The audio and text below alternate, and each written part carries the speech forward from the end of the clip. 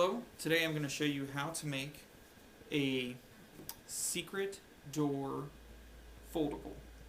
This is one of the most fun foldables I think my students have made, and we use this particular one for the Lion, the Witch, and the Wardrobe.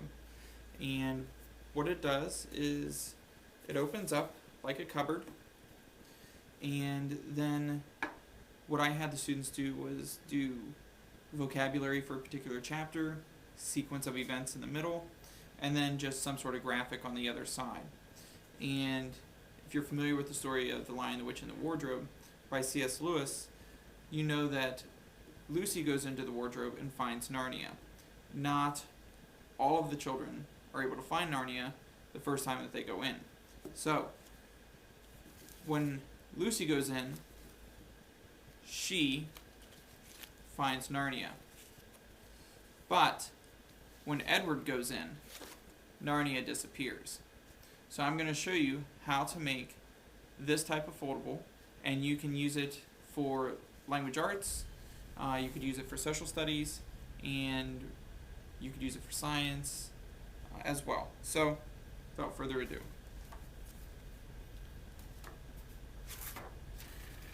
start with a 12 by 18 sheet of construction paper, and this will involve 3 cuts. Go ahead and fold it in half. Make sure that the corners line up.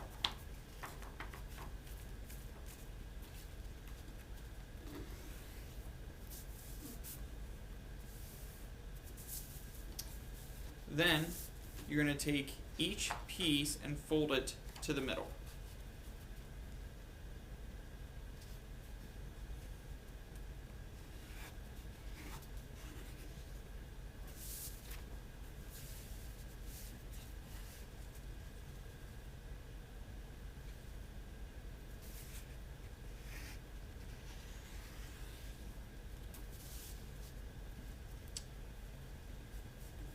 It should look like this.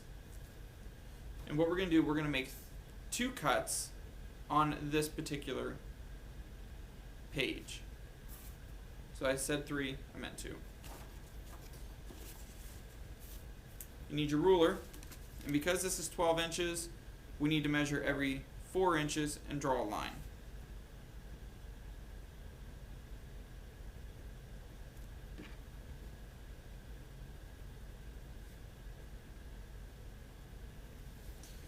And it helps if you make your marks at the top of the crease as well as the bottom of the crease.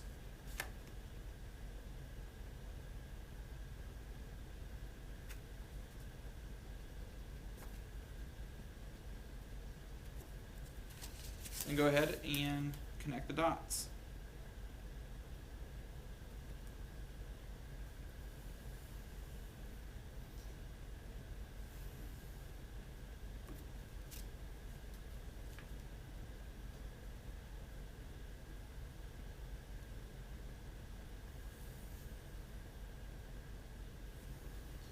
And this is the part of this particular project that you can manipulate a little bit to fit your needs.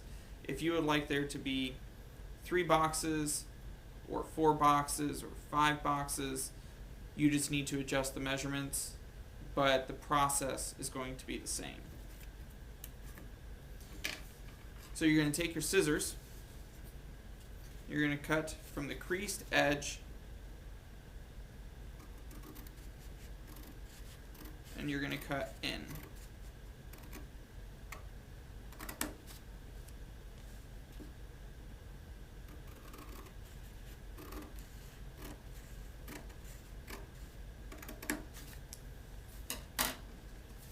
So now you'll have a page that is cut in the middle in 2 spots.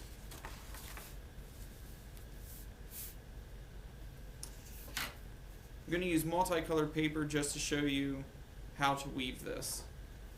You're going to take this piece, and this is a 1/4 sheet. It matches the 1/4, And this is a lot easier if you go ahead and cut these for the students. It saves you a lot of time.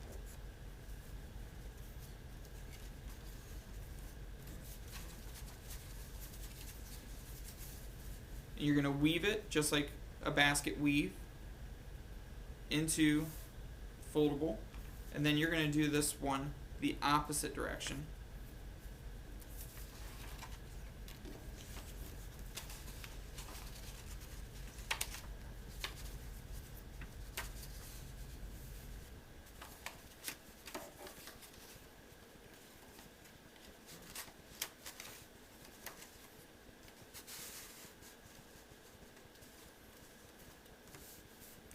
So now it'll look like this.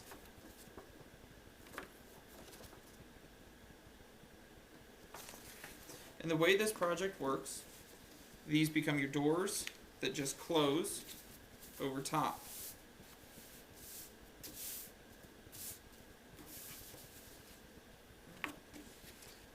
When you open it up, you can again have the students do something on this side, sequence of events, and then something else on this side.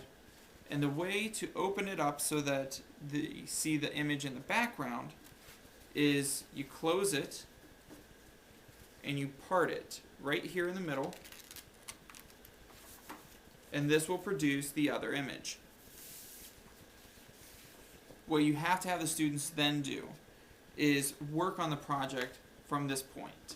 They need to create their image here, but they need to make sure that it's divided, it's already cut into the squares. They can't just lay a piece of paper over this and then hope that it's going to disappear, because it won't. It has to be cut for each individual square. And then when they pull on the sides, that image disappears and you're left with what's on top. One of the things that I did to add a little bit more stability to my example was I had the students add an extra sheet, an extra quarter sheet on either side of this page, so it wasn't so flimsy. It gave it a little bit more strength, because you'll notice I used white and then I used brown quarter sheets on the sides. And then when I had them find a picture to go with Narnia, they cut the picture into the quarters so that when you pull, it's going to separate and then disappear. It's a neat little magic trick for the students. And another book that I used this particular design with was The Boy in the Striped Pajamas, because at the end of the novel it talks about how genocide could never happen after the Holocaust, and we all know that it still goes on today. So I had the students do some research and find different countries where genocide is still happening, and so they hid that. That was their hidden image, and then they could open that and talk about how people don't like to discuss the fact that genocide still takes place, and then they could hide it. So it was a very good project for the kids, and it's something that they really enjoy.